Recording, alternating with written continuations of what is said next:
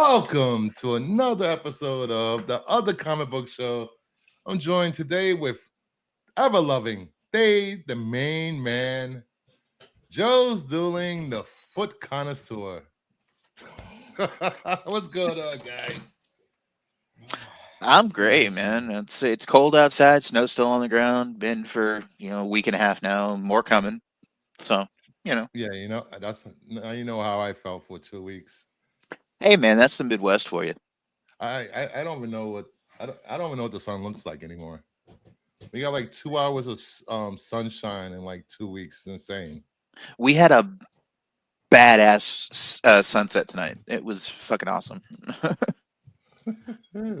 Well, we got a good show this week. We're going to try something new since since the CBIS Hot 10 list is on Renovision and we're CBSI. part of Renovision. We will be reacting to Pete's top 10 this week. There we go. That's fair. Yeah. Give criticism. See if I've read any of them. Very rivals see heavy. what Very the rivals market heavy list. is focusing on with their dollars this week. And also Money. FOC, we got some comic reviews, we got some pickups, which should do some pickups. Let's do pickups. Pickups. Oh no. Pickups. Oh no. All right, I got a whole bunch of crap. Yeah. Yeah, I'll finally do pickups when you send me some stuff first. We got Aquaman #1. Ooh. The Tula Tay cover. I love this cover. Ooh. That's a good cover. Such Is that good Tula or? Yes, Toodle. Yeah. Oh, okay. I had to get a Lobo the duck. Lobo the Duck, yeah. Yes. Is that new amalgam or was that from the old amalgam? It's old amalgams. That's old amalgam? Yeah. Yeah. Hey, Terry Floyd, nerds, Christina Payne. How What's you up, doing? everybody? How you doing? Who's following who now, Christina? I'm just saying. We got Monsters #1, third print, the foil. Oh, it's so pretty. It is pretty, shiny, very shiny. It's so shiny. It's so shiny. Green Power Ranger, Mark Spears. Ooh, Very nice. very nice, very nice. Yellow Power nice. Ranger, Mark Spears.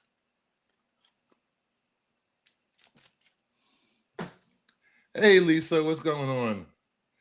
Oh, speaking of which, I got those two Power Ranger books from Lisa Noble. Thank you very much for those books. Go Power Rangers. Is that the Green Ranger? Green Ranger, Mark Spears.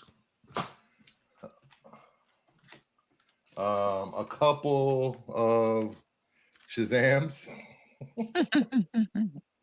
Mark Spears covers, of course. Batman 156. I love this cover. What was that cover again? I missed it. Huh? I missed that one. The Batman. Batman 156. Oh, that is an awesome cover. Yeah, it's by Is that Dustin Wynn? Lozano. No. Zano. Hey JSS. What's up, JSS? How you doing? Hey. Another Monsters. Third print. Witch covers. Ooh, Wicked Witch. Wicked Witch on the broom. Who doesn't have a witch on the broom? Hey man, you know why they ride brooms, right? Lulz. Anyway. Star Wars faster than driving. Got another one of these. Star Wars homage. I like it. Yeah. I got another one of these ASM 601 homages. Dude, I love that cover. Such a great cover. Hulk finally got the Hulk 181 homage. Oh, there you go. Yeah. There you go. All right, and then I got some slabs back. Uh-oh. Action 1070. Mark Spears. Oof. That's a good cover too. Yeah, it's a great cover. I like it. I like it. List it.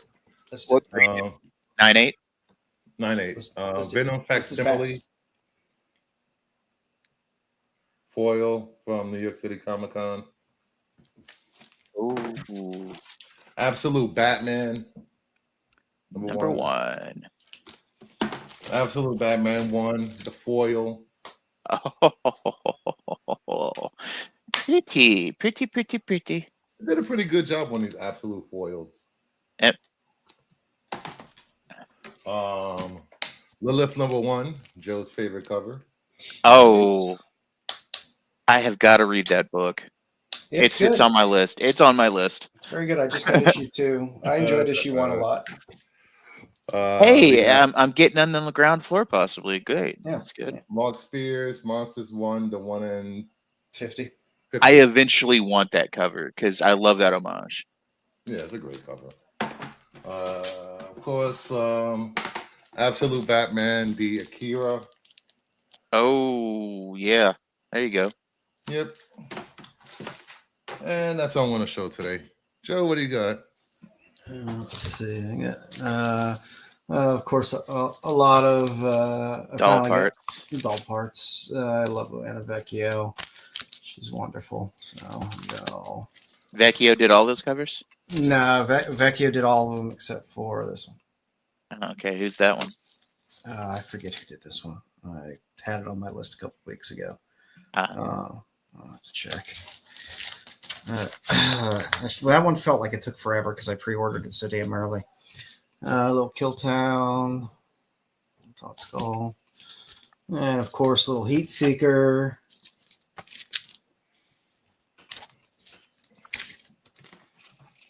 Okay, one little Killer Curve Supreme. Make sure this wasn't the black bag version for Lilith 2. The second print, because I love Rebecca Puebla's art. So the second print on this Power Rangers A lot of Prime. people slept on that first issue of that. Yeah, they did. I think a lot of people slept on the second print as well. Little Nakayama. I always have my Minky.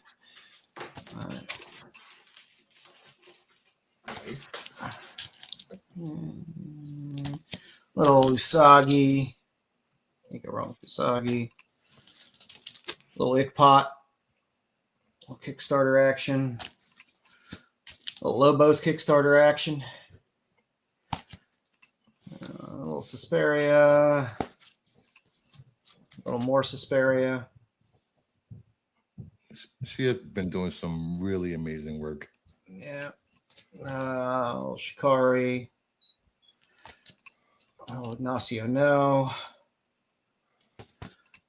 Little Tomorrow Girl and Punchline. One shot. Matthew Weldon cover. Huh. Jeff. You finally The got White copy. Shark! I have all the It's Jeff stuff. I've always been buying it because I love Jeff. Jeff. Little Psylocke. These Liquid Dude. Kill covers have been really great. Jeff is so awesome in Marvel Rivals. Ji Hung Lee. Little Rare Temper. I love Rare Temper. Doesn't have a lot of covers out. So Booba. little motherfucking monsters. Little Lotte. Hey. Motherfucking monsters. Oh my god, really? Yeah, little Campbell. And of course, there's always some Penthouse, some more Suspiria Penthouse. I want to read those, but I can't find them anywhere online digitally. What? The Penthouse Yeah, comics. You're probably gonna have a actual copy. What to call? Penthouse Comics. Well, I like the old ones where the I comic think was done with an X. Those Penthouse Comics keep you warm in the winter. That's Yeah, not what I got. so somebody send me some to keep me warm, you know? Tyson Terry's like, why you didn't show up the Wonder Woman? Here's the Wonder Woman. Wonder Woman 38. Foil cover. Nice. Oh, hello, Diana. Booty shorts. She's got some cake, man. Cake on the Amazon. Oh, and And what's freaking Dom's favorite cover that I got back? My GI Joe 10.0. You don't even read G.I. Joe. You don't like GI Joe. You're not a fan. I'm a fan of this 10. So, hey Tyson, I don't know what happened to that. I forgot to send him a link. Ah man. So let's get into this week's Hot 10 list from CBSI.com, done by Pete from Renovision. So we got notable sales. We got Green Lantern 55, the 1 in 25. I figure with all the Lobo hoopla that this variant will eventually shine again. And shine it did as $400 raw sales is the highest I have ever seen. So imagine that is a new all-time high. That is extra impressive when you consider another raw sold in November with 250.98 selling for $575 last week. I love that Lobo cover. Oh, that's from the Brightest Day storyline. Yeah, I remember that cover. It's very It's where he cheesy got cover. where he got the rings. Any cover with Lobo and Crowbar and Lantern rings, I'm all in for it. Hey, Mama Bear, what's going on? Hey, Of course, now we got to pay exorbitant amounts of money for it because Lobo got announced for the DCU. I know. That's why, I'll wait. I'll wait for another. That's why we don't buy it now. Oh, we don't buy. Yeah, we buy just the- wait. Either We own wait. you own it and sell it now, or you wait till people forget about We I'll wait till wait it tanks, then we buy it. Then. it. In 6 months, when people forget about Lobo is in Supergirl, I'll buy a copy. I don't know why I always put off buying this book. And then we have Batman 608, the City of Burbank Special Edition. This is impossible to find variant set a new all-time high, marked this week as a CGC 98 sold for $7,500. To be fair, it's the only sale ever, so it's also the cheapest sold. That said, this book was given away at tours at Burbank Studios, so God knows how many copies are out there. How they stay in high grade condition. I've never seen that book, never heard of this book. And congrats to whoever sold that. All those for weird giveaway ones at studios and stuff like that. Those are always hard to find, especially hard to find in great shape. So yeah, no surprise. Congrats to whoever sold that book for $7,500. Yeah. Jesus creepers, man! What the hell? So those were the notable sales this week. Moving on to the top. Don't forget to subscribe to Renovision. Yeah, really, give them a gander. So we got Justice League International number 10. 18 at number 10.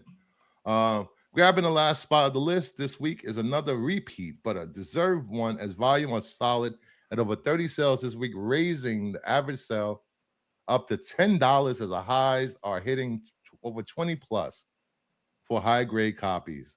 The main man is getting his day in the sun, but I imagine volumes will slow a bit until we see our first image of Momoa in costume. This is the first biker style Lobo appearance after his 1980s appearance with his leotard. Yeah, like I said, it's the Momoa stuff with Lobo is going to push all really? these Lobo. Have books. you guys seen the original Lobo that was in Omega Men? Yes. Mm-hmm. They changed him so much, and I have it for the around. better, in my opinion. But I got it laying around here somewhere. But I don't know. I don't know why this cover wasn't going for higher anyway. This is the Lobo we all know and love. So Because the first appearance was still somewhat reasonable. yeah. that's a Then at number 30-year-old 9, book, nearly. we got this ugly cover. Ugliest This cover was the I've cover. seen. This was the cover you were talking about, the Liefeld cover last week. Time Oh my God. Slide number 1, the 1 in 50, covered by Rob Liefeld. I just got 90s vibes. I know, cable with no lip. I watched this one last week with a little volume. I didn't feel a $60 average on a 150 was enough to make the cut, Volumes are still very low with a half dozen sales, but I couldn't ignore that it is now a $105 comic on average with a high mark of $165. I may not be a Liefeld fan, but he has his loyalists, and like Todd followers, they will pay. This, ah, Where's the man's lips, Bruce? I What the don't hell are his know. lips? This man has a problem with drawing lips There and we go. feet. Hey, Archwell. Yeah, He has a problem with lips and feet. That says a lot about the guy. That's all I'm saying. And giving every character triple X breasts. Yeah, That's what's like out And here. huge Tiny heads, big guns, and huge fucking guns. and the proportion of his forearm to his bicep is a little off. You notice he has no elbow, right? Has no elbow whatsoever. There's no elbow there.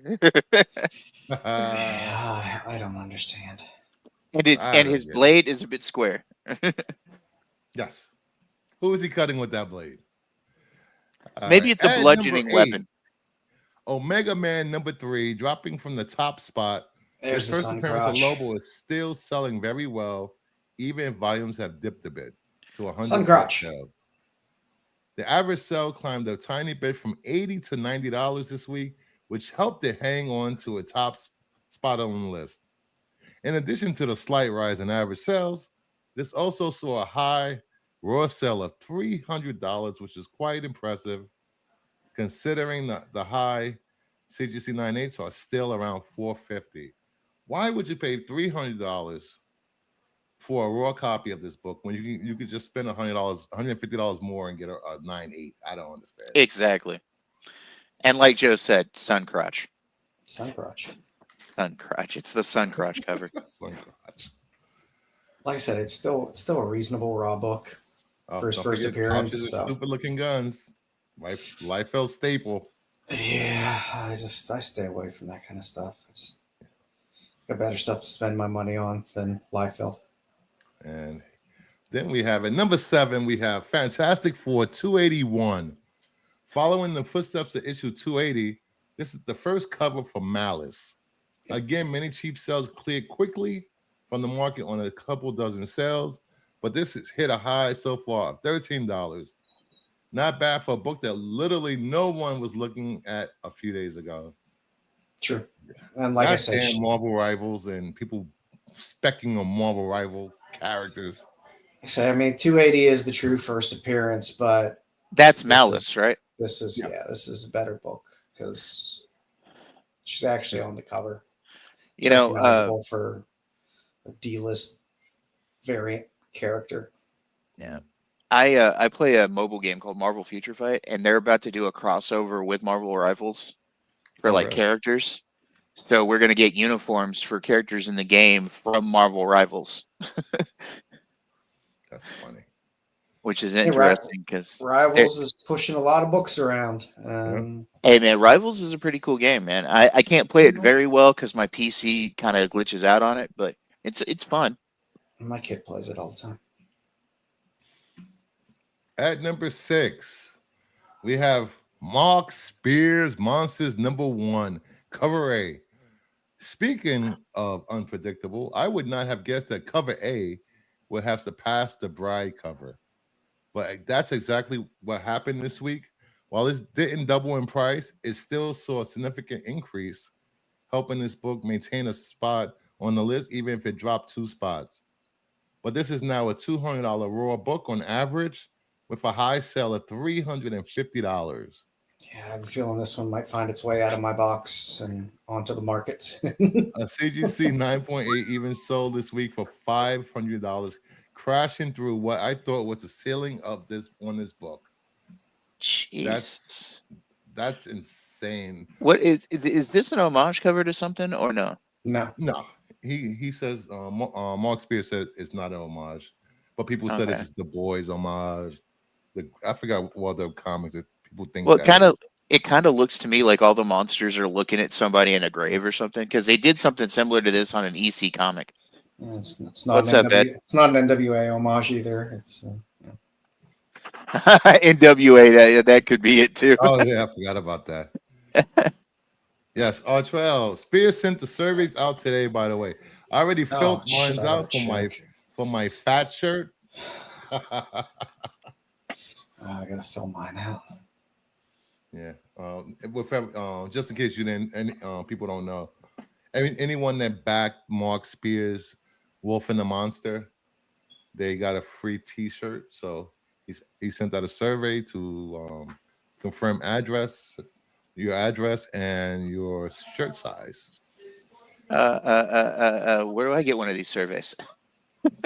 Yeah, fun. Had to have funded the Kickstarter. Yeah. Oh, Spawn at number 5, we have Spawn 360, the 1 in 50. Hanging on to the same spot this week. This hard to find incentive ratio has doubled in price the past week as averages are now 210 with a high of 270. Wow, I didn't expect this to follow in the footsteps of Gunslinger Spawn, mostly because it's not a McFarlane cover, but we get surprised all the time with this unpredictable market. This is a great cover. Brett Booth fast does cover. beautiful work. I God bless you. I don't understand Spawn collectors, but I love you. I love their tenacity, and it's fantastic.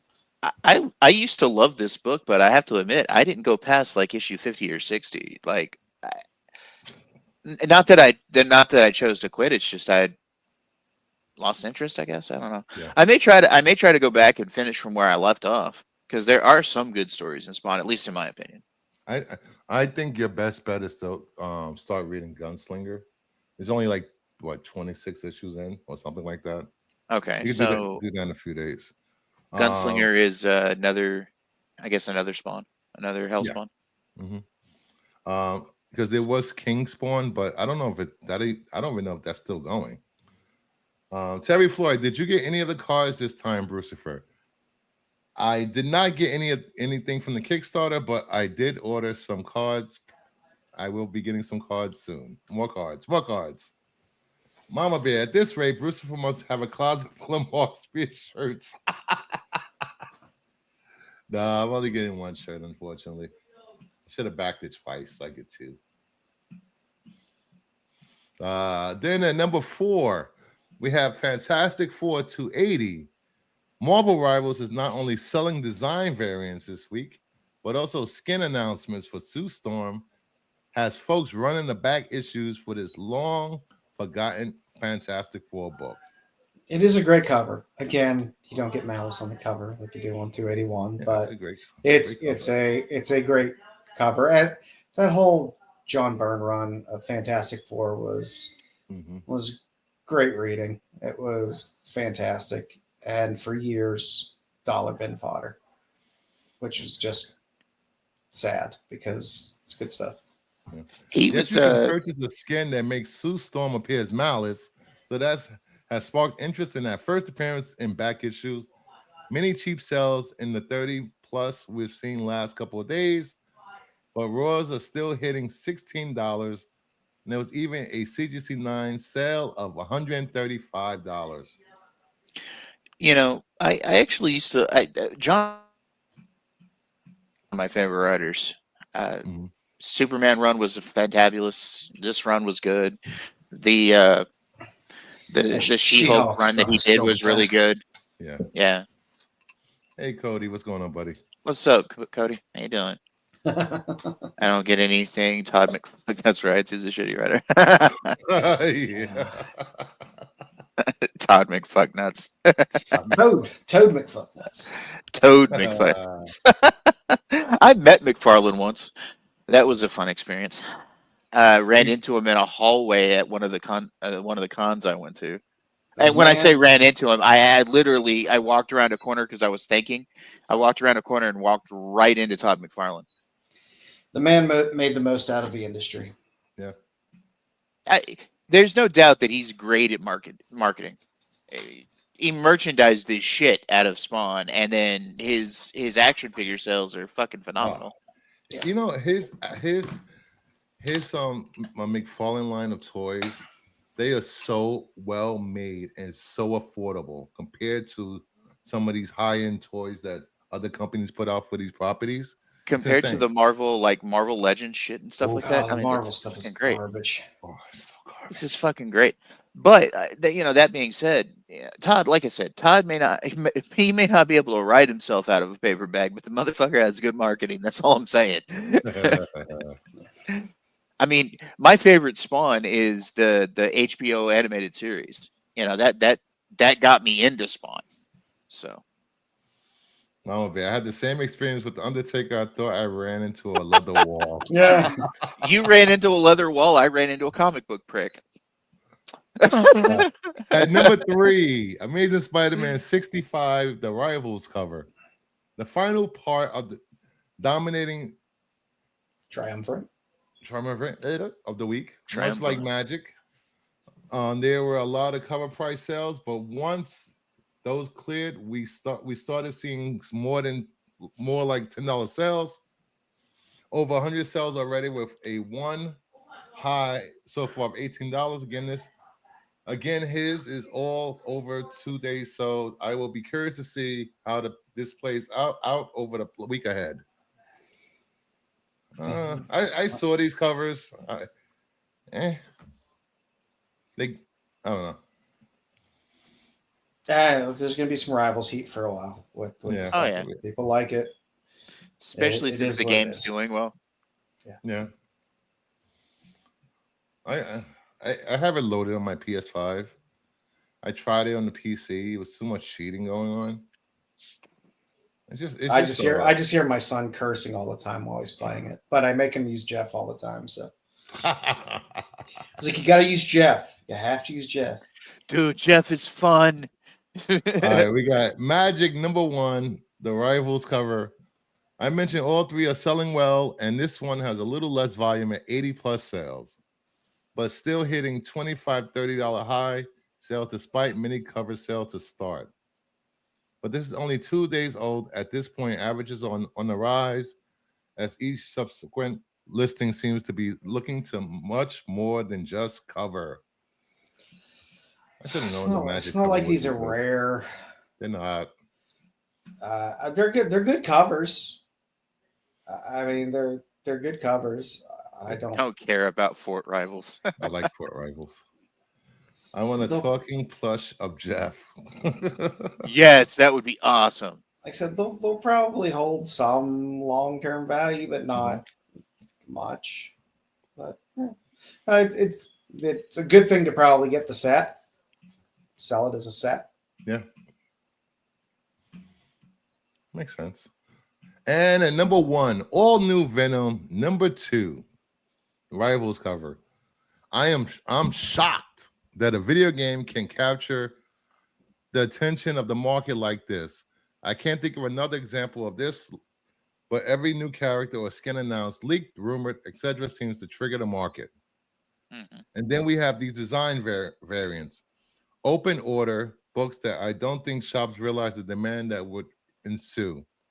While all 3 this week are selling well, this one stands out as it not only has 100 plus sales, but it is averaging $10 easy at this point.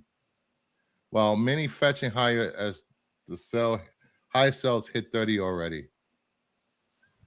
I got to go back to my LCS this week and see if they have any copies just floating around, because the problem with this is one of those these are still one of those books where some of the LCSs might have them, they might be on the shelves, and they're open orders. So you look through, especially something like Magic that had all those covers. Yeah. And if you have one of those LCSs, it's like, well, we don't separate the covers. Everything's just kind of stacked there. You kind of have to fish it. Sometimes you I think that's the one thing I miss about being in Pittsburgh. That after I spent that whole week with Max, the shops the there are LCS fantastic.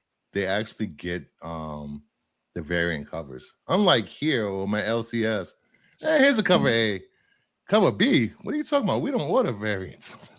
Pittsburgh, we're serious about our comic shops. Yeah, I love it. I actually need to find a really good LCS up here in Missouri where I'm at, but I think I have to go like 45 minutes away to get a good one. Chris says there's one in Columbia, which is a college town. Oh, I see There's that. actually 2 in Colombia that I looked up, and I think there's one in a couple in St. Louis, which is again 45 minutes to an hour away from me. Yeah, Terry it's like Floyd, I bet in a couple of months those will be in Walmart packs.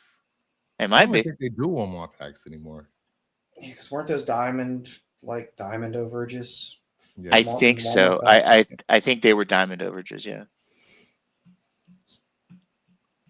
So, if you guys like us going over the hot 10 list and giving it our take on it, let us know in the comments and section. So we'll keep doing it or just abandon it. I like it.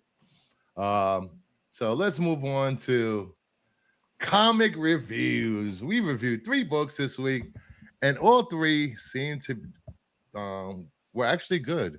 That's a first. They were all readable. Yes. It's more than I could say about some of our Uh, past selections. Yeah. You're not wrong. hey, You're not Brian wrong. LTS. What's up, Brian? Zaggy. I go to Ed's for the guy give 2 craps about selling and hoards covers, hoping for that $1 million cover. Yeah, I think they did discontinue the Walmart packs.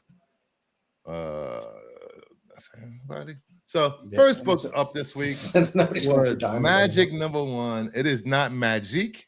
It is not magic. It is not mama magic.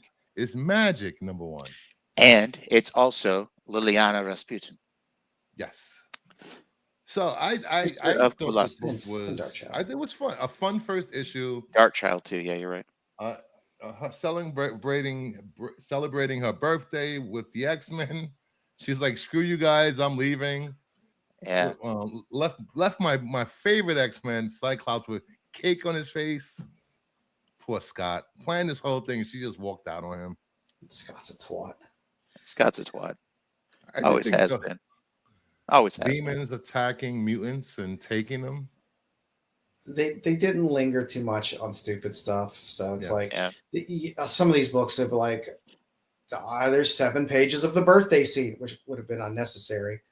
Yeah, you know, definitely. They kept it moving.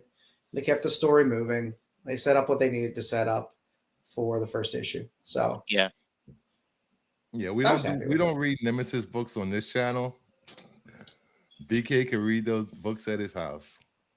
Nemesis books. Nemesis Reloaded books by Mark Miller. Mark Mylar. Ugh. Her being tormented by Darkchild and suppressing it, and it's Darkchild rearing her head back into Magic's life. I think it's pretty cool. yeah, And I'm it's always interesting. all for Magic in comic books, and I love Magic. I was really sad back in the 90s when she died of the legacy virus. Yeah, Ah, That was just like, why? them being dumb. Especially that scene with her, with Kitty sitting by the bed with her holding her hand and Jubilee reading to her. Oh my God, that was so sad. legacy virus. That was the worst thing that Marvel ever did with the. Actually, it's not the worst thing they ever did with the X-Men. It was just one of many stupid things that. Well, okay, so did. they like from the late 80s into like almost the late 90s.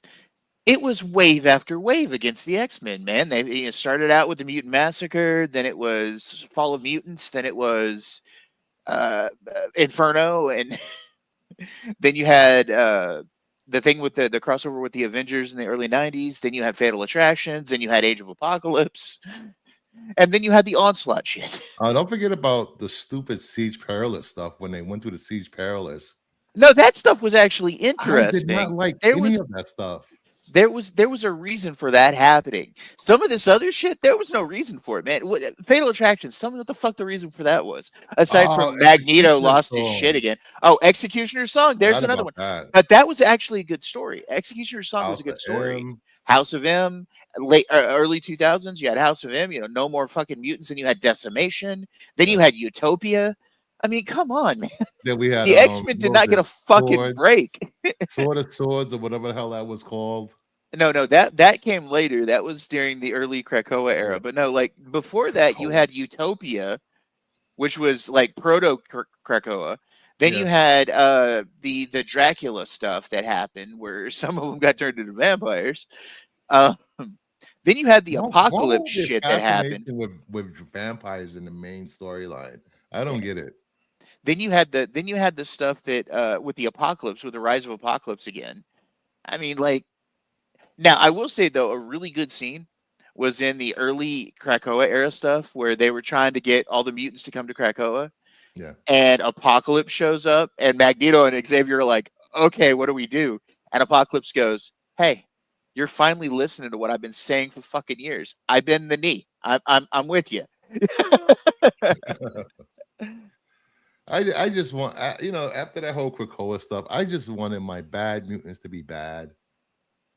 I got tired of this whole kumbaya blah blah blah Yeah. all the lands. Get out of Well, here. yeah, and we're getting it again. I actually have been enjoying the raid on Grey Malkin. It's interesting having the X-Men at each other's throats again, like Yes. the different teams. That's been fun, and I loved, some of those early stories. I know I seemed like I was shitting on them. I actually loved a lot of those stories. I mean, Fall of Mutants was good. Mutant Massacre was good. Executioner's Song was good. My favorite storyline in X-Men is Age of Apocalypse, which we need to do like a recorded video on that sometime. Like some of these storylines. Yeah. Because I can talk for hours about Age of Apocalypse. But anyway, like I said, it's good stuff. I know. Exactly. Rogue. Exactly. That was You creepy with Magneto and Rogue. Come on. Also, without the Siege Perilous, you don't get Jubilee. That's fine. She's just a low budget boom boom anyway. Dude, What? she can cause people Boom to have Boom is a strokes better with her powers, character man. Than I can't with a Boom. flashlight too. You cannot make me have a stroke with a flashlight, Joe. Mine has a strobe effect on it. Like, no, like literally, she can walk up, like her power, she can walk up to somebody and direct a light display at their brainstem and fucking turn them off, dude. Boom Boom Like, can put a click. bomb up your ass and blow your ass up. There you go. Okay, fine. Boom Boom's fine, but don't bring up Rusty and Skids, please. Don't. Oh I my love god. Rusty and Skids. I love them in the I like beginning stages of Rusty. X Factor. Skids was crazy. And Rusty she's got a one of the- raw deal, damn it. Yeah. True. And so did Richter. and she became an acolyte. Actually, her and Rusty both became acolytes. Yeah. On Astro M. Archwell, Juba Juba-hoo. Any final thoughts on this book? It No, it was was good. It was a good. It It was was fun. a good jumping off point. It looks like it's a not too convoluted story. So thank you, Mhm. Marvel, for once not giving me something too horribly convoluted. Right. Yeah, I know. What was So- the name of this character? Did they mention the name? Maybe I missed it. Oh, this guy right here? Crow guy. I don't remember off the I top of forget my whether head. they said his name in there or not. Okay. I do like the cool concept of his gun, and one thing I don't like is his talons. It looks weird. That's the, funny. The art That- was solid. The art was solid in this too. It was pretty well. I mean, I like miniseries like this. Give me a story arc where I don't need 45 crossovers and have to be reading 7 other titles. Just give me a story that I could read in 5 or 6 issues. I'm happy. Yeah, I'm good with that too. Um, Rusty and Skids makes me think of Laundry Day. Mama Bear, that's funny. yeah, it says that's why, in my opinion, for new film, the actors and actresses, well, actors and female actors, need to be new, unknown, and age appropriate. I've been saying that for a while now. And Yeah. furthermore, Feige has been saying that he wants Casting unknowns. these 50-year-old actors to play characters that, because you never know what could happen. But you cast We're cast just waiting unknowns for because you Harrison can Ford to pay them off- shit. fall out of a chair or something. He's like 81. But I mean, you cast unknowns because number one, you don't have to pay them a shit ton. You can lock them in at a reasonable rate for a handful of movies. And yeah, especially, please make them age appropriate. I don't need people being way too old or underaged either. I just this year. missed part of that Oh, conversation. happy Happy birthday, birthday. Mama Bear. I just Happy missed part of birthday. that conversation because my internet took a shit. What did you? Oh, you guys were still talking about the unknowns for the X-Men. Yeah, I mean, Yeah. you lock them in because they're cheap, and plus, I don't know. I'd rather have unknowns than somebody that's some big name star, You're because gonna have to. I can connect better with the character that they're Yeah. playing, because I'll see them as the character versus seeing them as that famous actor who's playing the Well, character. they're also going to have to latch onto the fact that these characters are probably going to last the next decade and a half. So they have to be young to keep the story going. No, I mean, that's the thing with X-Men, though. They can do whatever the fuck they want. There's just so many goddamn mutants. They could throw in a whole group and just keep 4 of them that matter into the next one, and just throw a whole bunch of new ones in. It doesn't matter. I think James Gunn had the right idea with his casting so far. He's taking actors that aren't well known, but they're good actors on streaming services and streaming movies. Yeah. I think that was really smart of him, Oh, it was definitely. because the biggest actor that's cast is what, Momoa, pretty much, and Fillion. Yeah. And they're not pulling. Well, maybe Momoa might pull in big bucks, but he'll probably do it for free because that's how bad he wants to play Lobo. Well, he's wanted to And- play Lobo for years. And how much screen time is he really going to get? Well, he's supposed to be the main enemy in Supergirl. Who's I'll call Iger tomorrow and get us a good contract. Good all luck right, trying to get a meeting with Iger is freaking difficult. He's too busy cashing out his stocks. All right, next up we have Green Hornet, Miss Fury #1. Some That good was a good book. old-fashioned vigilante crime fighting. I really enjoyed this book. The art was good. The story was fun. For a Dynamite book to give me a decent story, I'm happy. Yeah. I'm not going to complain. And mind you, there are like 50 covers, but most of them are good. Also reminds us that sometimes Dynamite does put out some quality books. It's not all titty candy in terms of covers. Titty candy. They do. I think put out some good stuff. what's the name of the CEO of Dynamite? Nick Barucci, I believe. Nick, He's making some really smart choices with getting these properties from Silverhawks, Thundercats, Green Hornet, Powerpuff Girls. They might need to pump the brakes a little bit on the covers, but You were correct. It's Nick Barucci. Okay, Nick Barucci. I mean, I know Dynamite's going to dynamite when it comes to covers, but it's not necessary to have this many covers for books. Yeah, it is. But I think all these covers turn a lot of LCSs off to grabbing these titles. Well, they'll just grab a couple, I mean, granted, if you want the ratios and like the ratios and want the other I mean, part of it's nice because it's like, hey, I know I can pre-order a Dynamite book. It's going to be less than $3 if I pre-order it. If I'm just getting a trade dress copy of the book, because it's a cover I kind of like and I want to read it. Mhm. And, but if I really like the art, I really want the virgin ratio or the, ultraviolet or black and white or whatever, you could spend up for it. But I'll tell you one thing, Max? I will frequently wait, 6 months to a year and then scan through eBay, and I'll pick up 1 in 20 Dynamite covers for $2.50 all over the place. So I agree, Lisa. They are a bunch of covers, but they are affordable. yeah, they are. Granted, I've spent up for dumb shit from Dynamite. I can't help myself.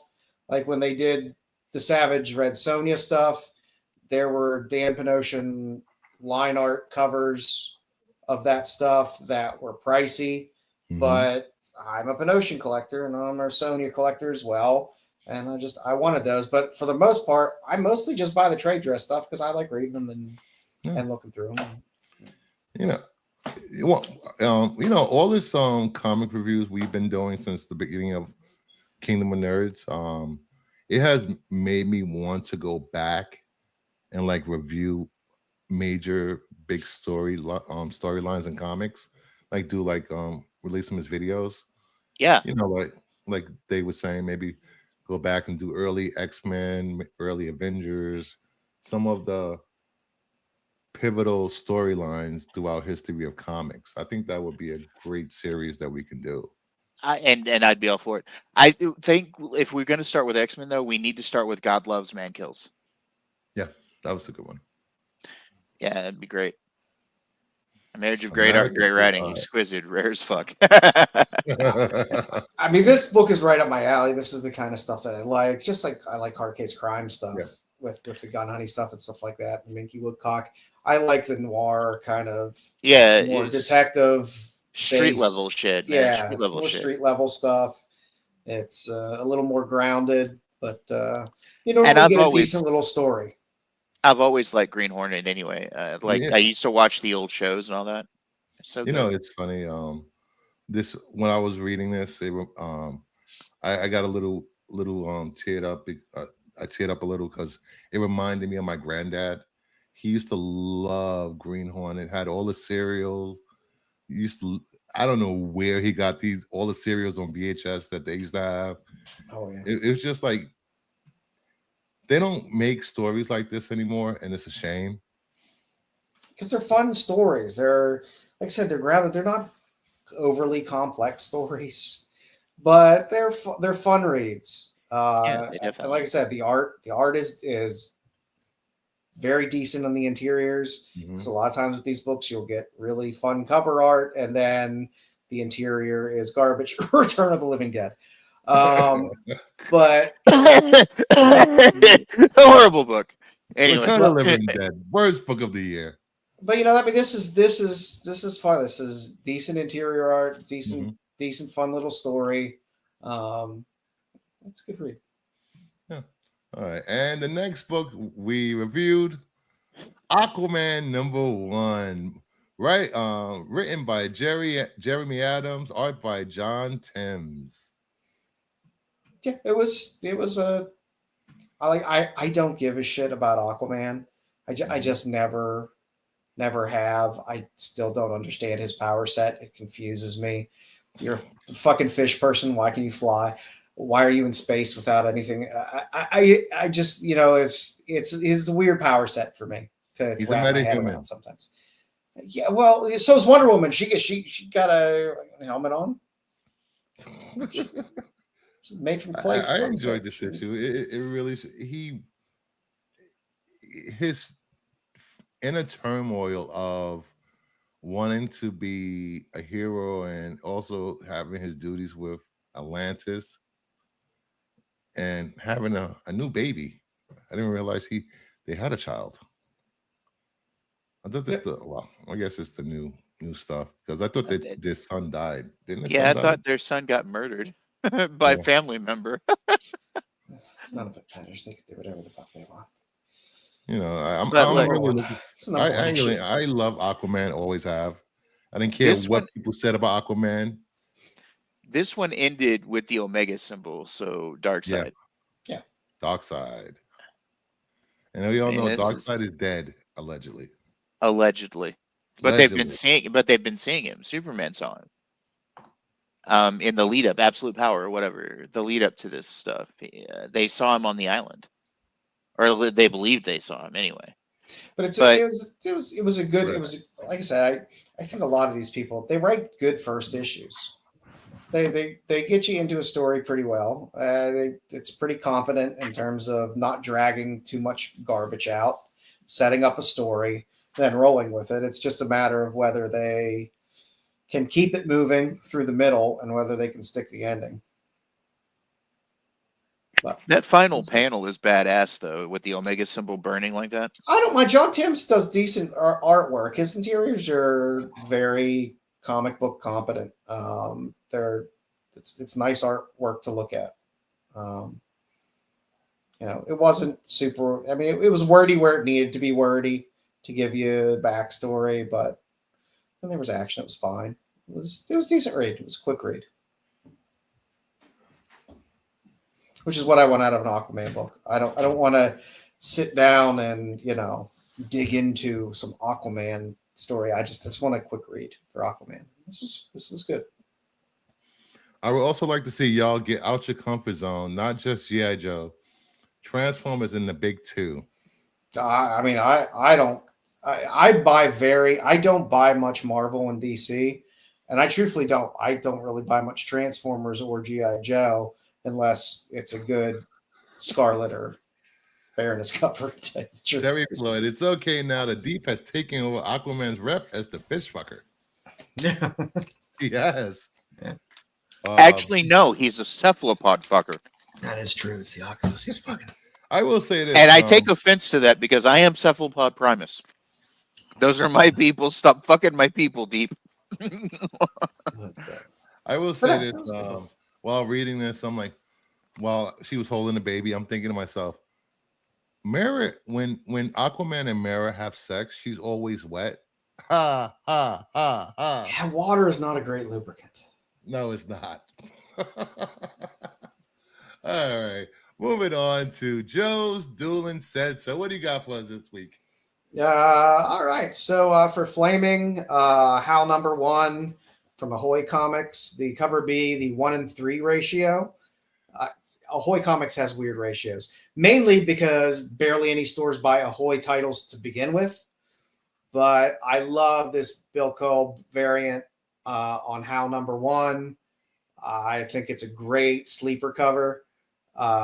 And I don't think a lot of stores will have it because I think very few people will probably purchase too many copies of the A copy to even get this ratio. Yeah. But it's a cool cover. I love it. On FOC, Savage Tales. Anytime Savage Tales comes out, there's always a good Sidem cover.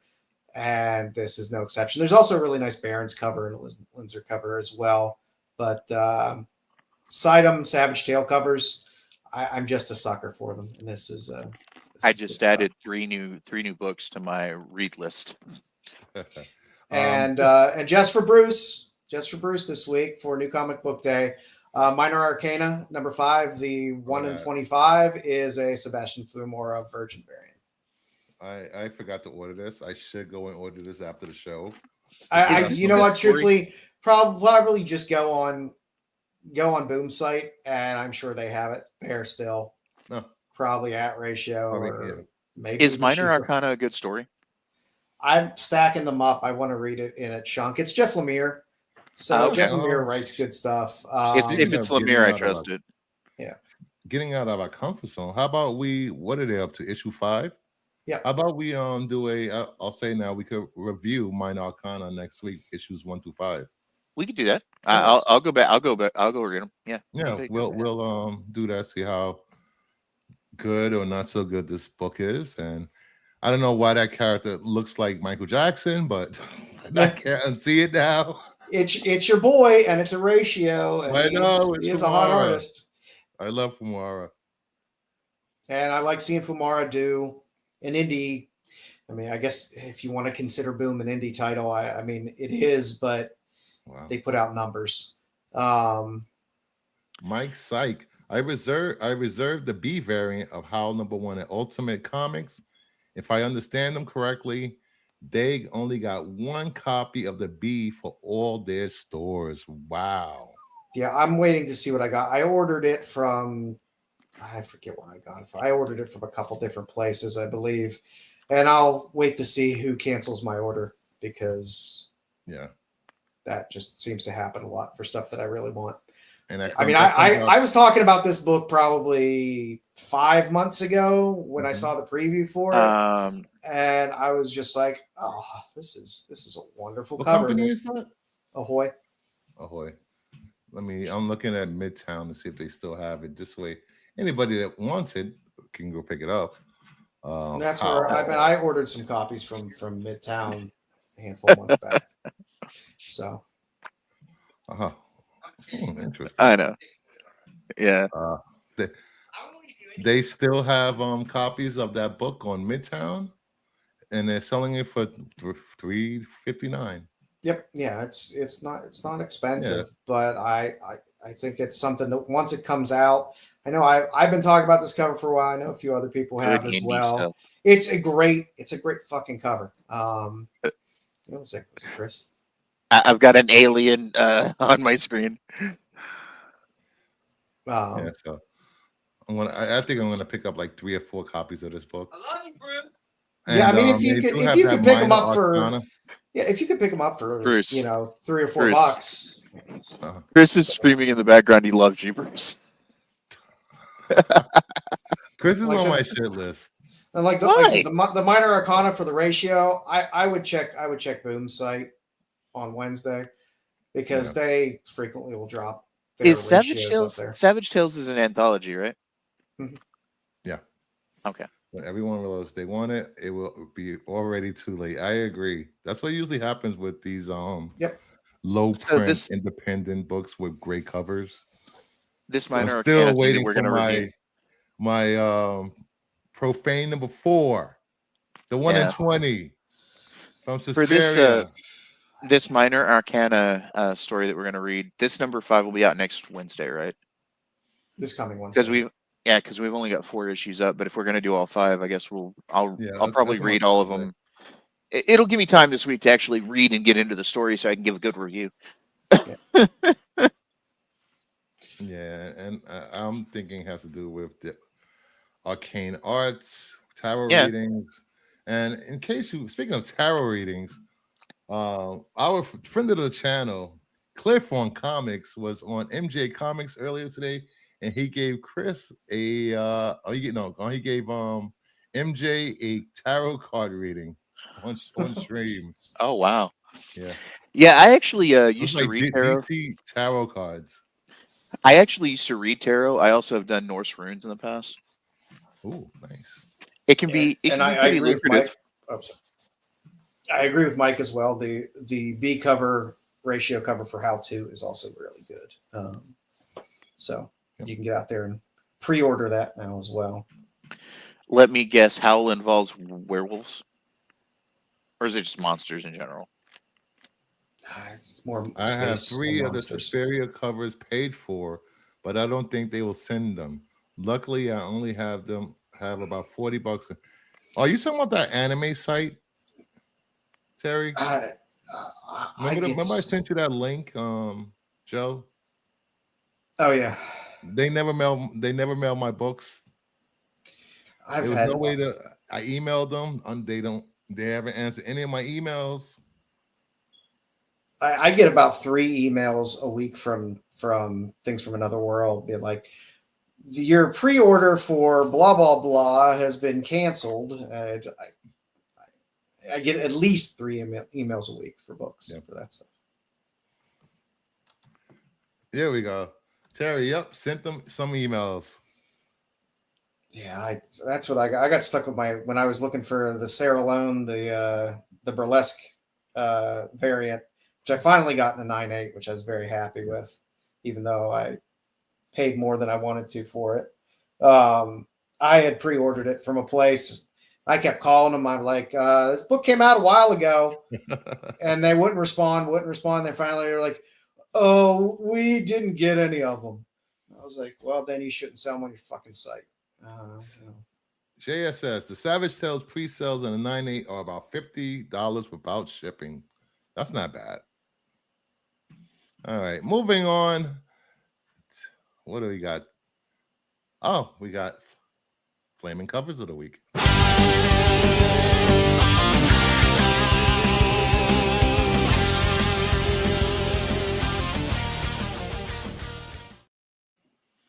We got high production value here on the show. So we're gonna take a look at the flaming hot covers of the week that are hitting New Comic Book Day for the 15th. So at number 10.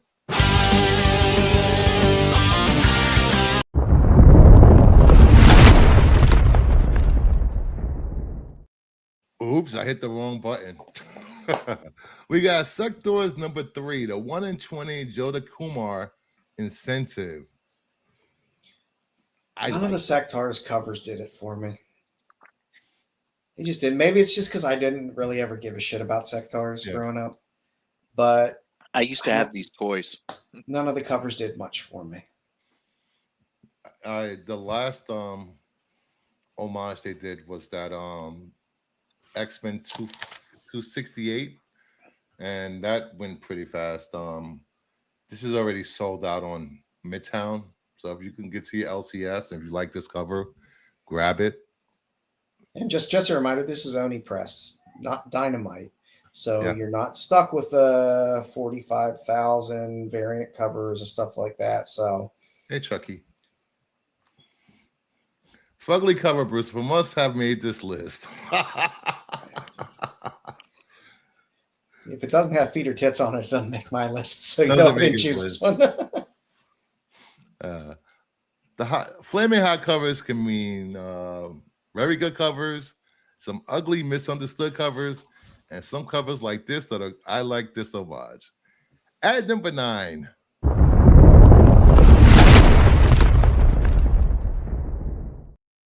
We got Kanto number 6, Flops variant. I like this cover a lot. I have so many copies of this pre-ordered, and I've had them pre-ordered for a long time, and I think there's allocation issues with this as well. Oh, So really? we'll see. We'll see how this comes out. I mean, I get everything flops I can get my hands on. Mm-hmm. So when I saw this, and I love Kanto stuff too, but I saw this. I had pre-ordered. I'll try to find as we go through this list when I placed my pre-orders for this because it was so long ago. Feels like He's forever. he's kind of cute in an appalling sort of way. Kanto's fun. I mean, Kanto was supposed to be optioned, I thought, at one point as well. It would be perfect for an animated series. What is it? It's some sort of alien or monster? Or No, it's too long to explain.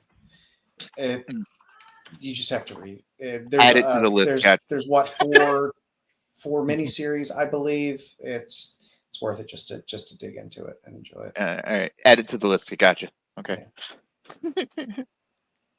All right, at number 8.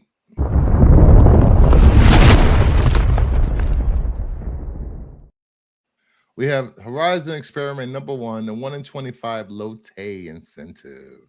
Too long. I like this cover. I really like this cover. Horizon Experiment. That sounds interesting. Very interesting. All the Horizon Experiment covers are connecting covers, so across titles. Six Boy can't publishers sell books without having an homage anymore? No. It's ridiculous. Flops crush this one for sure. Yeah. This series is expensive. Don't know how the series is for Kanto. Yeah, the first series, I have some. They have some fun homages. I got a fun little TMNT 1 homage for Kanto. There's some good books. There's some good con exclusives as well. Oh wow, there are a bunch of miniseries. Holy crap! Mm-hmm. Yeah. At number 7.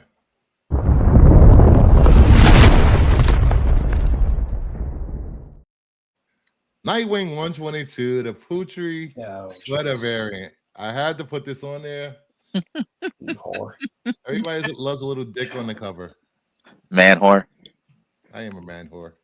Thank you very much. Of course, again, like you said, there's nothing wrong with a little dick on the cover, you know. The sweater variants have been they've always been good. I kind of find them hit or miss a bit. I see they call it a sweater variant with no sweater. That's the point. No sweaters. I like some of those ski sweaters. They look really good on the ladies. Anyway. There you go. I added that flops book on 7/30/2024. Wow. To my pre-order. So it was in July. I added that to my pre-orders. Jesus. Well, it was supposed to be on sale 11/6 in November. So that's why it came up in previews so damn early, and then it got pushed back. I'd be pissed Oh no, I got stuff. I got so much. If I go through my pull list of stuff that hasn't been fulfilled, I go in there every now and then and I see stuff from like 2022, 2023 that was never been fulfilled. Do you ever get your money back for that stuff, or is it just out They there and don't. lost? They don't charge you. TFAW doesn't charge you until It actually comes out. and process the order.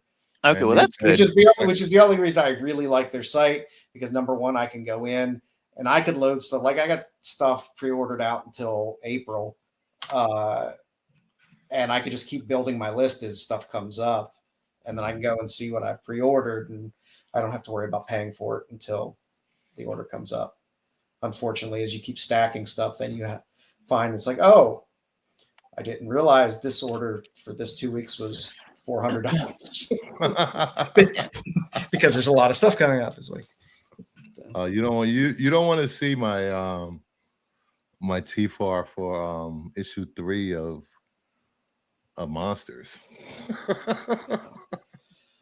Well, they sent me the bastards. They sent me this box with my last order. And none of the books were wrapped together. They just put everything magazine size, because it was a bunch of the Penthouses and a bunch of the comics in with packing peanuts. Normally, they're nice enough to wrap everything in brown paper to bundle it and then set them in the packing peanuts. But no, it was just everything was just loose in there. It was a clusterfuck. Can he get frostbite on his chest? At least it's not a crotch shot this time. Yeah. Or a Nightwing ass shot, because there's a lot of those. That is Bloodhaven's ass. Just saying. At number 6.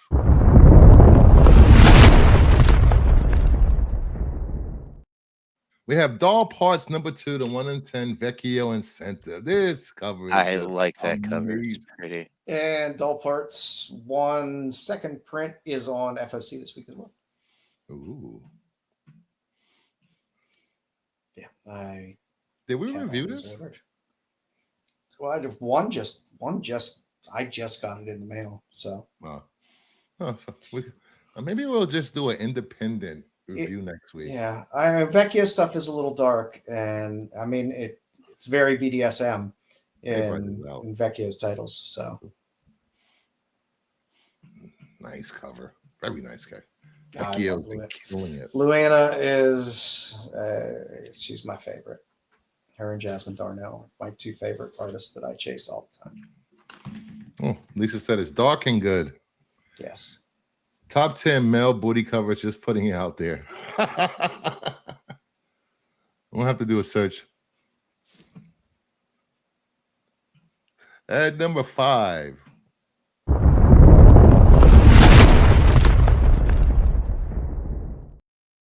We got Laura Kinney, the Wolverine, number 2, the 1 in 100 Villa Lobos Incentive. Yeah, Lobos has stepped things up a bit recently.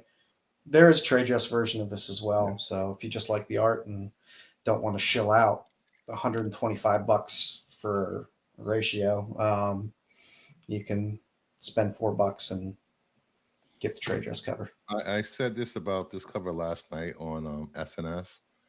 I didn't realize it. I didn't realize it until last night that is a gun. I thought it was a motorcycle. I'm like, wait, what? I'm like, they should have moved the gun at an angle so you could tell it's a gun. Yeah. Well, it does have that laser sight. That could be a headlight. And you do have all the brass actually around. I like this Villa Lobos. It's good. Probably expensive though, 1 in 100. Yeah. Yeah, like I said, buy if you like it, buy the trade dress for $4. She's probably one of my favorite newer X-Men characters over the last 15 years. I like Laura. Yeah, it's for a derivative character. They've made her unique enough. Have you read her original story? What, in NYX? Yeah, it's shit. I like that story. Yeah, I wish Marvel would have some balls and do some dark stories like that again. But well, they were supposed to with the Marvel Knights imprint, but I don't know where they've gone with that. Nowhere. At number 4.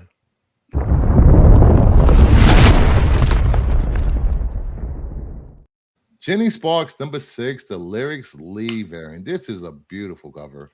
This is my you guys favorite like DC Lyric. read. This has been my favorite DC read. So she was a part of the Authority, right? Yes. And now she Jenny has been Sparks. pretty much hired by Batman and Superman. And there's the interactions with her, Bruce, and Clark in this series are fucking hilarious.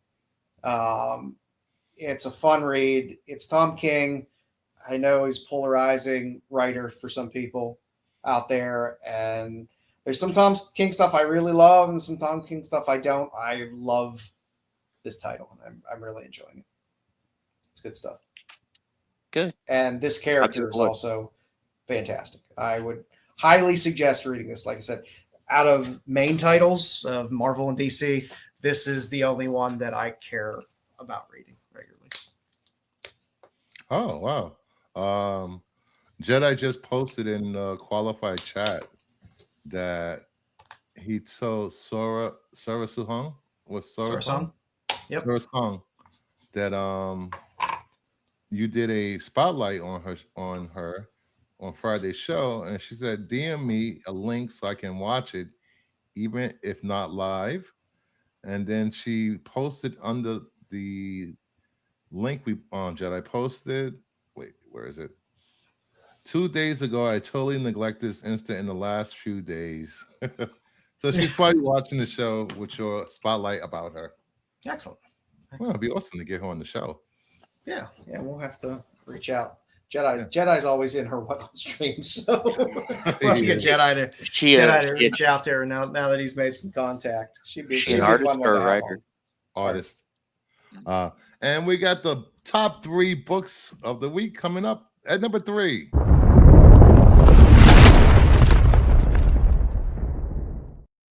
We have Rogue Savage Land number 1, 1 in 100 Campbell Incentive. Not my favorite of the covers off of this, but it's a Campbell. So yeah, it has. And it's a Campbell 1 in 100, so people will chase it. Kazar. I mean, it's a Rogue Savage Land title, so you're gonna get. This is what you're going to get on your covers. There's so many covers for this. And there's store exclusives, and I'm gonna have to go look at those because I like Rogue Savage Land stuff. No, I like the original Rogue Savage Land stuff back in the 90s. Yeah, I don't even know. Did they do homage to that Savage Land cover? Or I don't think they had one for number 1. I'd have to go back and look at the covers. Let me see. Rogue Savage Land. That would have been a smart thing to do, a homage to that X-Men cover. I don't. Well, yeah. Let me see what we have here. Oh, they've got a Marvel. They've got the animated X-Men series variant. Oh, nice. We got that's cover A, I guess. Yep. That's the Campbell. The 1 in 24. Whoa, 1 in 25 Lozano. Ooh, Magneto. Actually, I should have put this up instead of the She's Campbell. carrying. This is a good cover. Really good cover. They've got a Nick Bradshaw variant. The 1 in 50 Opina variant. I like Opena, but that cover didn't do much for me. Dude, that Lozano does it for me though. That Lozano is good. We got the 1 in what is this? That's Hughes, baby. Adam Hughes foil. I do dig this Hughes cover. That one. We got the KRS Warren Lowe. I like Warren Lau, but this one doesn't do it for me. Mm-hmm. Then we got in black and white Virgin. Then we have the Marvel animation variant, like they said. That one will be hot. Yeah, that's badass. I like that cover. The X-Men 97 covers have all done well, even with those second prints off of the X-Men 97 series, the animated covers that they did. So then we have the Nick Bradshaw. Another Bradshaw cover. Little cushion for the pushing. Yeah. She's thick. This I like to call this the real woman variant. That's after The- eating the all those girl- beignets Gambit's been feeding her. The girl always been dummy thick, man. Come on. That cornbread and beignets. Hey, she's a Southern girl, man. Come on. I know. They always thick, bro. Like, The Oliver Vatine variant. yeah, that's cool. That's She's all right. hiding from the T-Rex. Like you can't see the stick. Come on. Right? It's like, hey, I see your stick, woman. Come on. Come out from there. Come on. Then we have the Russell Dodderman No, design design variant. Yeah. I like how they flash back to her 80s costume in the I corner. like in the the back. 80s costume. Yeah, but it's not the Subaru driving Rogue from the 80s outfit with the hair, the bad hair. Yeah.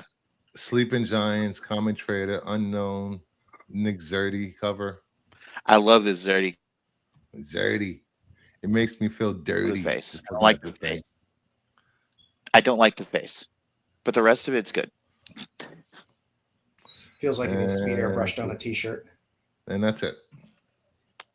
These covers are fucking gorgeous. Yeah, those covers. Yeah, are great. truthfully, I mean, I really like the Hughes because Hughes has been kind of hit or miss for me lately with some of this from the main title stuff that he's been putting out. But his Rogue one is pretty good. The second issue has some good covers too. It's got a 1 in 25 plat with Rogue in the mouth of a T-Rex At number two. Lots of cross hashing. right there. Oh, nice. At number two.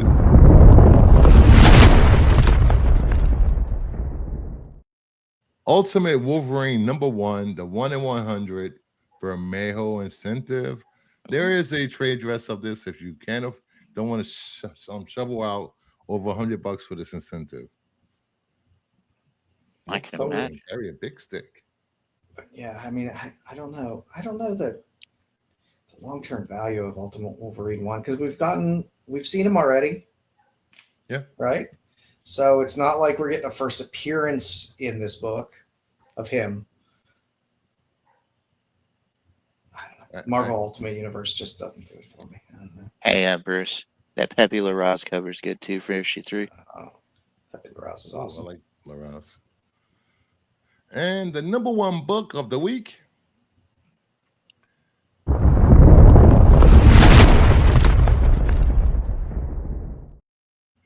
G.I. Joe #3, the 1 in 50 San Diego incentive. That's I a love lot this of cover. negative This space on cover that is cover. So cool. That's a lot of negative space on that cover. Yeah, propaganda style covers are always fun. Propaganda cover. That's freaking amazing. Because he's holding the Serpentor staff. Yeah. I wonder if they're going to bring Serpentor out in this comic series, or have they already? Who knows? It'd be cool because I like Serpentor. Yes. He's one of my Serpentor. favorite enemies for the G.I. Joe. Yeah. Because when he showed up in the original books, lots of Joes died Died. when they assaulted the island. Lots of G.I. Joes Died. like named G.I. Joes, not just like the common foot soldiers. Man, like you lost a lot of named G.I. Joes during the Serpentor storyline. And this is a 1 in 50, so I don't think most stores are. I don't know. Between the G.I. Joe and Transformers shit, they seem to buy a lot of it. I mean, I don't know. The buzz seemed to be a lot bigger when the Transformers series came out. Yeah. Mm-hmm. In terms of those ratios coming out, those ratios were hitting issue after issue, at least for the first handful of issues. We got 10 or 11 prints out of issue 1 of Transformers. Mm-hmm. The G.I. Joe didn't seem to carry that buzz as much. I didn't like it. Buzz and did well, but I didn't like the Duke books, so it's making it really hard for me to read this.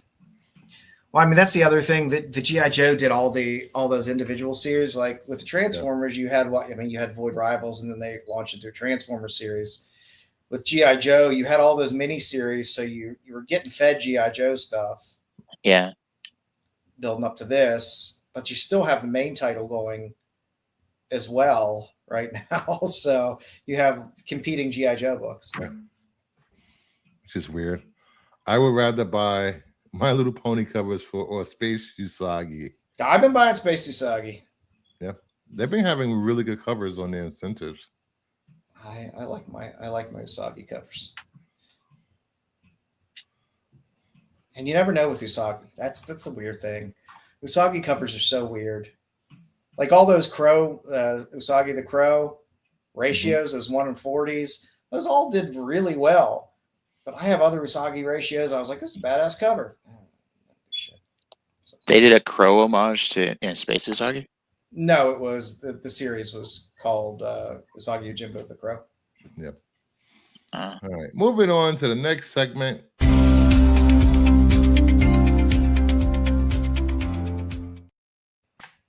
Market report.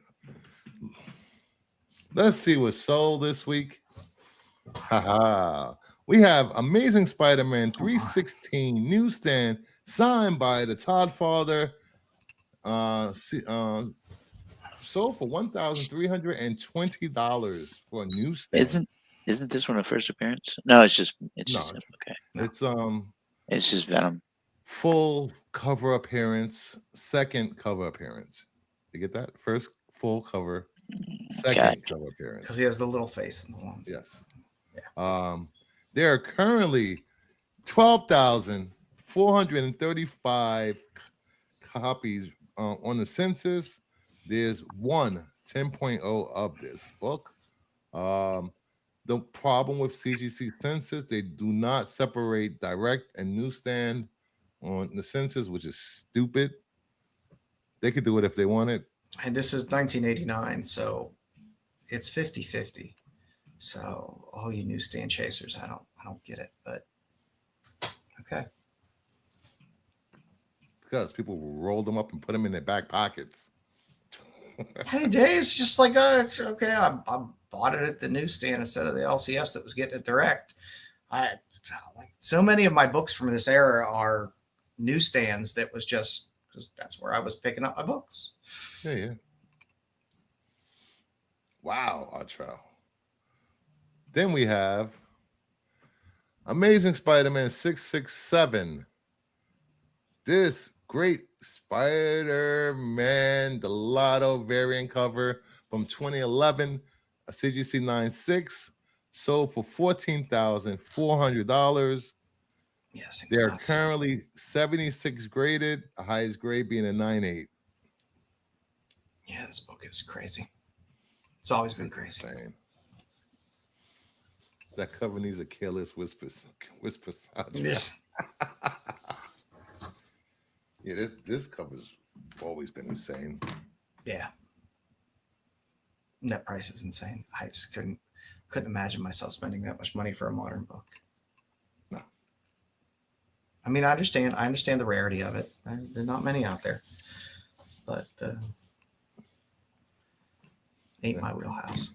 There's a million other books I would buy before I buy this for $14,000.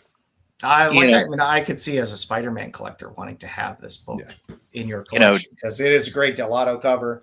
It has the rarity that you want. Unlike that last book where there's 12,000 plus on the census. This has some rarity. Yep. Joe, you talk about your comics from back in that time period. Between 1982, when I started reading comics, to about 1998, when I stopped the first time, I had collected over 10,000 issues of comic books,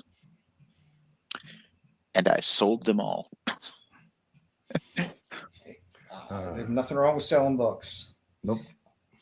I had a room like the size of this room that I'm sitting in. I had a room full of long boxes, stacked halfway to the ceiling.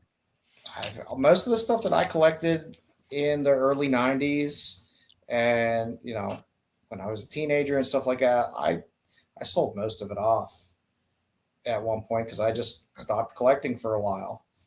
I had moved out of I had moved out of my dad's house, and that room still had my comic book collection in it.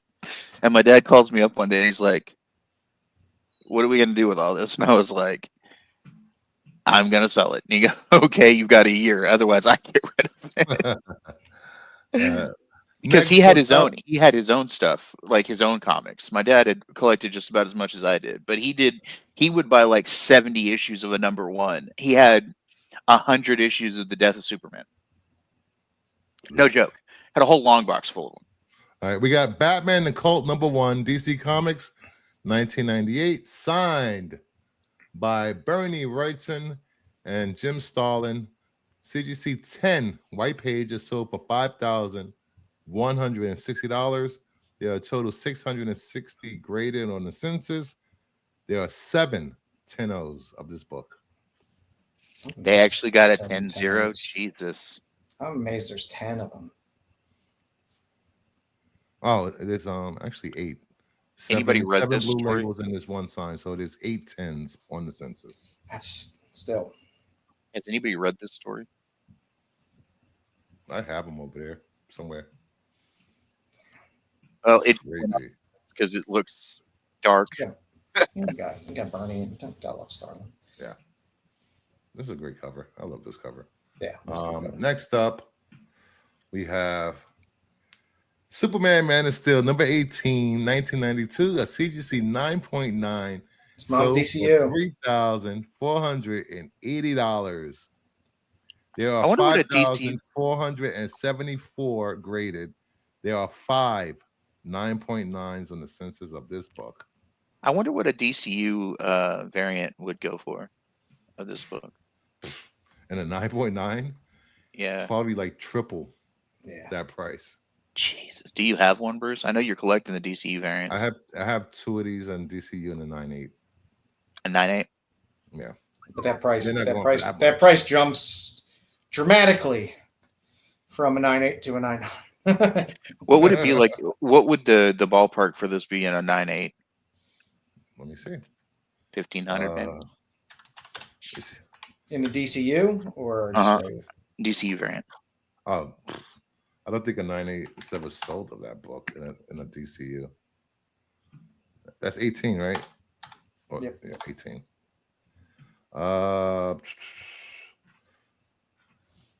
You can buy a 9.8 of this for $114 in a regular. In the regular, yeah. Yeah. It's not hard to find regular. Let me see. Go Collect. See if Go Collect has any sold 9.8s of. Because I know you're collecting the DCU variant covers. So Yeah, or the DCU variants. I have like 300 freaking slabs of DCU variants. Whoever gets these books when I die, they're gonna make out like a bandit. You should send them. You should send them all to Heritage and have them do a DCU auction. You'd have your own auction. You'd have your name on an auction. All right, here we go. 5th printing of this book. Only sold for $510. That's they still are- impressive. But the question is, you have to question all these because, like, how many people sold it as a DCU, and Yeah. how many people just didn't realize what a DCU was, and they just sold a slab of it. And Yeah, and a lot of slabs aren't labeled multi-pack. unless you asked for it to be labeled Yeah. back then with to say, "Hey, DCU variant" or whatever. So there are only 286 5th printing of this on the census. There are only 79 9.8s. Well, 79, 85 9.8s with the signed ones. So that's a far cry from a 9.9 getting $3,480. Yeah, like I said, the 9.9 premium on these Holy books crap. makes a massive jump. Crazy. White pages. Jesus, man. And it's funny. That's a 'cause 30-year-old book. it's over 5,000 graded of just cover A, the first printing. Yeah. But then you get to the 5th printing DCU, there's only 286 graded.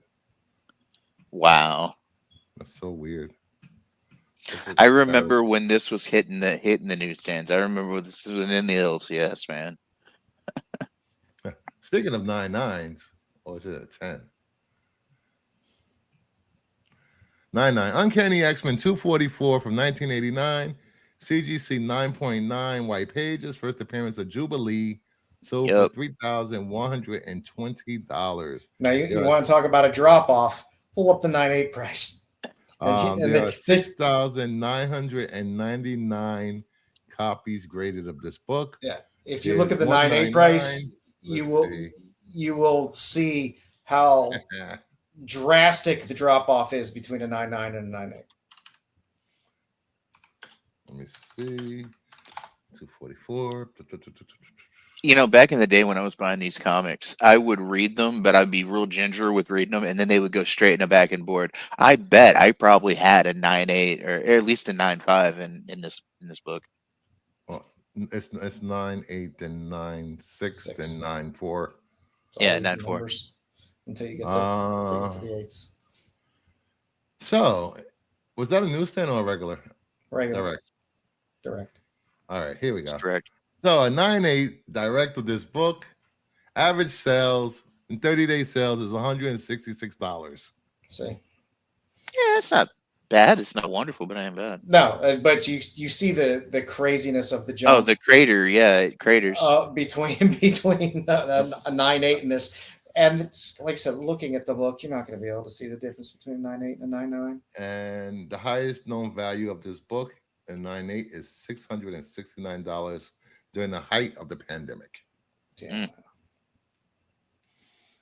Yeah, this book is, if you're a Jubilee fan, I will say I own this book. It's graded. It's not a bad first appearance to have because it's still cheap as a 9.8. Didn't wasn't the cover that had Wolverine on the X crucified? Wasn't that the next one after this one? Because I know it's part of the Jubilee arc. I thought that was in the 250s, but I could be wrong. 250 something. It's close. It's close. It's within Not bad. a handful of issues. 253? No. 255. 256? No. I have no idea. It's right around this Silvestri turnover to Lee time. I just remember I owned this and I owned the first appearances. Well, actually, I was trying to fill in the Uncanny X-Men stuff. I went back and bought as many as I could afford when I was young. When I started working for the LCS that I worked for, I got a whole lot more. Oh, it's 251. X-Men 251. 251. Okay. So I had everything from Uncanny X-Men. I had everything filled in from 96 to the 300s. I had every issue. This is a good key if they decide to bring Jubilee into the MCU. It's a good book to find raw because you can find this book dirt cheap raw. Yeah, everywhere. In really great shape too. I mean, if you dig around, you can find really high quality raw copies of this cheap. So. Yep. All right. Now we move on to FOC.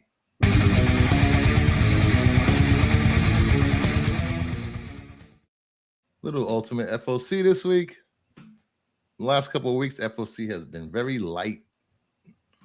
So this is FOC for 1/13/2025. So between now and tomorrow night, head over to your LCS or your digital LCS or any place you order your books from.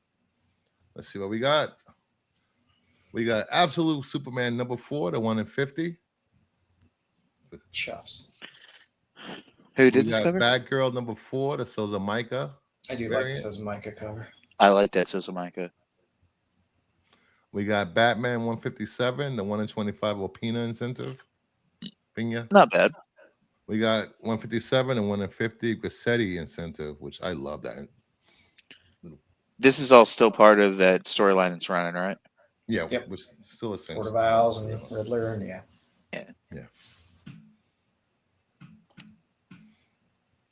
It's going to be hot once Marvel rival skin on it. Oh yeah, Yeah, Might- Jubilee will pop up again Right. once she gets their skin in Marvel Rivals. Yeah. Then we have Birds of Prey number 18, the Panosian variant. This is cover A. I really love this cover. Don't I forget like to that. get 19 because it is a connecting cover. It looks a little Charlie. That gives me Charlie's Angels vibes. That cover. The connecting is nice. It connects very nicely. You said it's number 19. 18 and 19 connect. Yeah. 19. Then we got Adam Project number 2, a Lyrics Lee variant. I have to start. I need to read this series since the Jenny Spark stuff deals with the Atom a lot. So, or not. Then we have Adam 2, the 1 in 25 Giro Domenico incentive. Then we have Adam Project. Poison Ivy number 30, the 1 in 50 Frizen. Every Frizen cover that I've seen, I love. I absolutely love this artist. I love them. I just kind of get lost in the sameness of a lot of the Poison Ivy ones. And they're all good. I mean, don't get me wrong. I love Frizen, and they're all great covers. But for it to be a ratio and for it to hold some value, it needs to pop and stand out.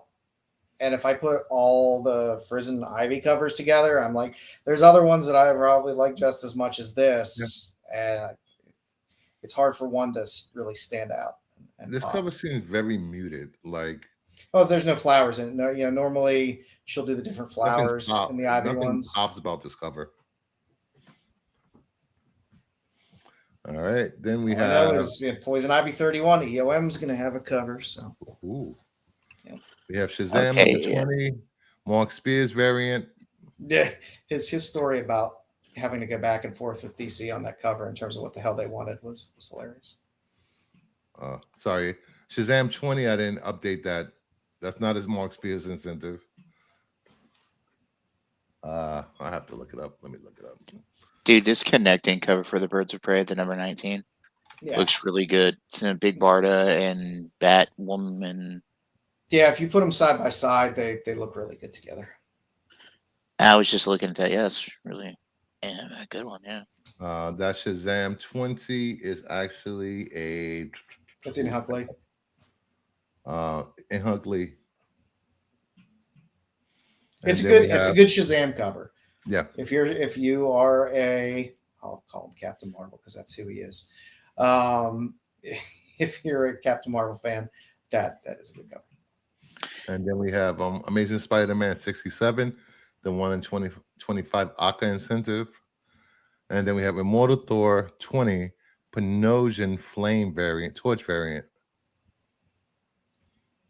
The Immortal Thor. They've been good covers on that Immortal Thor because I think isn't Ross doing the A covers for those? Ross still doing A covers? I think he might be. Huh. I have no interest in Thor whatsoever.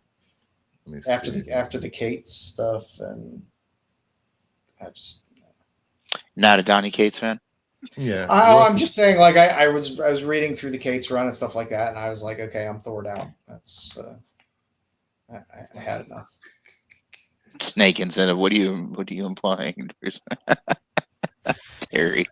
Cobra, la la la la la la. Then we have Magic number 2, the 1 in 100 Villalobos incentive. This is the Yeah, Lobos has been stepping it up. Like I said, yeah. It's good. It's gorgeous book. It's gorgeous. Yes. Gucci's very good. Very good. Gorgeous. Yes. It makes me gushes.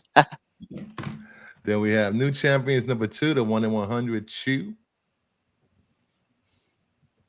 Then we have Psylocke 4, the 1 in 100 Savage incentive. Oh, pretty. Then we have X-Men 11, the 1 in 100 Swaby I incentive. love Swaby, but my God, stop giving women such masculine faces. Maybe he grew up around masculine women. I mean, this isn't a bad cover at all, and it's work He is beautiful. he grew up around Sicilian grandmothers. Yeah, Hey, Grumpy. That's my favorite Villa Lobos cover yet. I agree. This is one of his best covers. I mean, like I said, he's really stepped it up in terms of putting more in the cover versus just a character. And whoever's doing the coloring on his stuff makes it pop a lot better. Yeah. I'll have And to then we have dig up all my old Zenoscope stuff again. the Graveyard Club, #1, not 17. The 1 in 20 Mikado incentive. And Savage Tales Winter 2025 #1. There's the Barons. The 1 in 20 Barons. That Barons cover is good. It's a really I good still like the Sidem cover better, but I'm a sucker every time there's a Savage Tales Sidem cover. He just kills them for me. Yep. Savage Tales Winter. And now let's move on to our #1 for #1 book people are probably going to be ordering for FOC. One World Under Doom #1. Cover A, Yes. the Crane variant, the JTC variant, which is this is horrible, It's and ugly. the Silver variant. I like Yeah, that one. well, it's good. Yeah, I like the first one. The first one's good. I love Yeah. Doom, but I don't like any of these covers. That JTC is just bad. So Dick Crane You know- is pretty awful too. I'm a huge Fantastic Four fan, but I've never been a fan of this villain. I think he's overrated. Spiders. Personally, I think he's overrated. I like the whole Doom story arc. His backstory is fantastic. It got better. Like originally, I just thought he was a megalomaniac, and I didn't like him. But then I got his backstory, and I found out his connection to the Sorcerer Supreme and all that. That was interesting. Then we have the Reese variant, which I like a lot. That is a good one. The 1 in 25 Bradshaw Oh. incentive. That's an awful cover. Awful. Huh? It's an awful cover. Bradshaw shit the bed without. That looks like Yeah, it it should be on like the cover of a Scholastic book at a book fair. The JC cover will Sorry, probably be Bradshaw. the I love your work. I just don't like this cover. Then we have the 1 in 50 Harvey incentive, which is just a version of the A cover. And the 1 in 100 Rose Bash incentive. I like to bash the best, which is rare for me to be. I mean, I like Rose's stuff, but I like that cover. Out of all the covers, that Besh one is the best cover. I have to disagree with y'all on that Besh, man. Ugh. What? I like the Reese variant though. The Reese variant's good. At least the Bradshaw cover is still slightly better than the Miller covers lately. Well, We don't talk about Miller on this show. that Red Hulk should be like, okay, that should be So the end bad. of those covers, please. Wait, did I? I don't know. Do I still have the cover on here? Let me see if I could just bring it up for. Every cover he's done has the same pose with just a different character, and they're all so bad. And this is the guy that some of the chuds are touting, really. Like Yeah, they hold him up as their shield, man. Well, I mean, I love Miller too. I mean, I won't take anything away from what Miller has contributed and what he's done in the past. Okay, But- I'll give him his past, but he's dropped off, man. In my opinion, anyway. Oh yeah. I don't even know if you can call what these covers that he's putting out now as dropping off, or as much as just like falling over completely and just being done. They're bad, really bad. It's kind of. I mean, it's kind of sad. It's almost like he gave up, you know. I feel bad. I feel bad because I don't like to see these guys that we hold in high regard for a lot of, key stuff I that know they want did. to help them out and give them work, but don't make them high incentives. You know what I mean? Mm-hmm. I don't know who's going to rush out to buy a 1 in 100 of those covers. There we go. Like, Oh, it's hideous. like I don't like who does somebody really want that? I'm seriously asking people in the chat, what does somebody really want that cover enough to not like be like, oh yeah, it's Frank Miller, so I'll spend $3 for it. Now, are you really willing to shill out ratio money for this? Yeah. JSS, that Reese variant is an open order cover. It's not a variant. I mean, a ratio, just an open order. Frank Miller can do whatever he wants, good or bad. He's getting paid. Yeah, Our he show, can. nope. He can. Nope. Nope. And I agree. Like I just it just makes me sad. It just makes me sad. I'm happy he's getting paid, but it's such a horrible way to go out. Yeah. Like is that how you I am want to be glad. remembered? Because I mean, there's again, people our age remember Prime Miller. Yeah. Yeah. But the younger generation doesn't necessarily remember Prime Miller. They might have gone back and found Prime Miller at later times and stuff like that. But so, I mean, there's a whole kind of newer group of people that are younger getting into comics, and like this is their introduction to Frank Miller. And that doesn't really make you want to go back and explore the great stuff that he did. So it just kind of makes me sad. He went too corporate. Like he did the whole TV thing and all that. Like, I don't know. And something just didn't sit right for me with him. Yeah. And now everybody holds him up because he went corporate. But the thing is like a lot of the shows that he put out there had one season and quit. You know, Well, there's always RoboCop too. Yeah, and it was. I like RoboCop too. It's Miller's a guilty fine. pleasure. It's a guilty pleasure. I want to try to get them if they're cheaper, just in case. Damn you, Terry! Damn you! That's dark. What is it? I mean, I can't imagine them. I can't imagine like 6 months from now not being able to find those cheap somewhere. But it's just, I don't know. Like I said, it's nice when you see somebody come back, like Platt.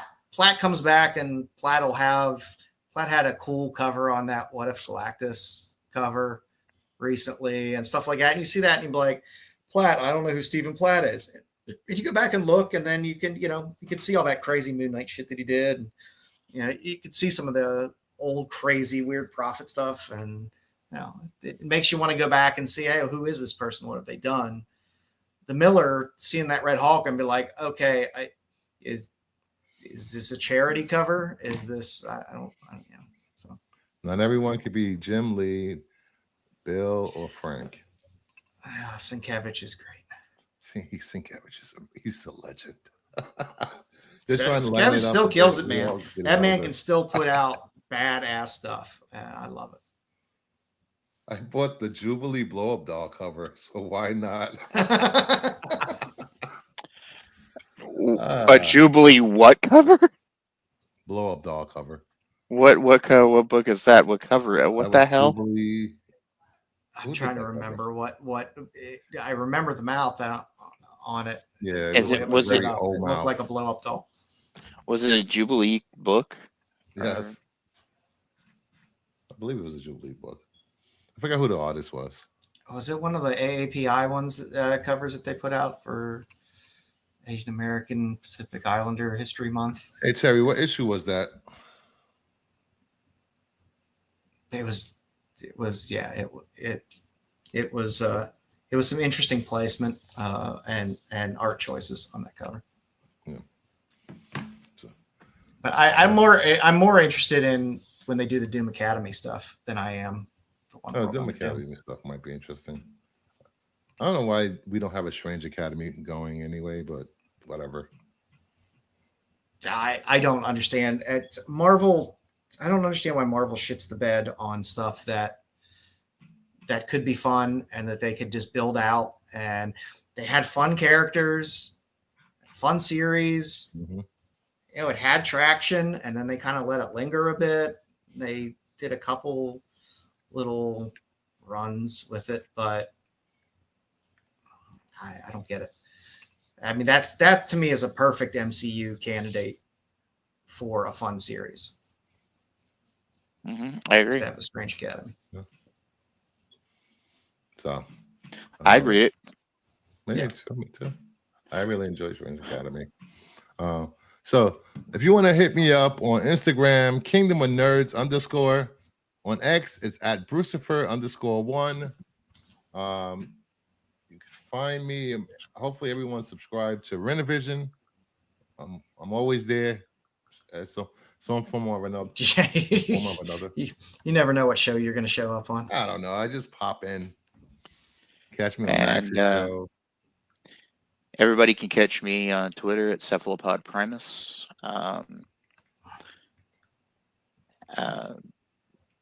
I'm starting to work on some concepts for a channel that I would like a couple of people maybe to work with me on, but those people I have to talk to. So we're talk about the art of film and stuff. After the past week, anyone can start a channel with no talent. So you can start a channel. You have talent. Yeah, that's Like, sub, etc. OnlyFans page starting soon from Thade. Yeah. And only feet from Joe. Nobody wants Big Boy here in OnlyFans. Now you'll pay me to put it back on. Trust me. I'm scarred all over from car wrecks. You pay me to put it back on. Trust me on that. So thank you everyone for hanging out. We'll see you next Sunday for the other comic book show. Be safe. Take care. Good night. And if you want to watch Star Wars or get bored by Star Wars, head over to the Star Wars show in 15 minutes with Dom, Marco, JJ, and Wayseeker on Renovision. Yeah. Watch them enjoy the show. Enjoy the show with the boys over there. Watch them all yell at Dom for 2 hours. Yeah, enjoy the show. Dark Side Show with the boys over there. They're good guys. Good night, guys.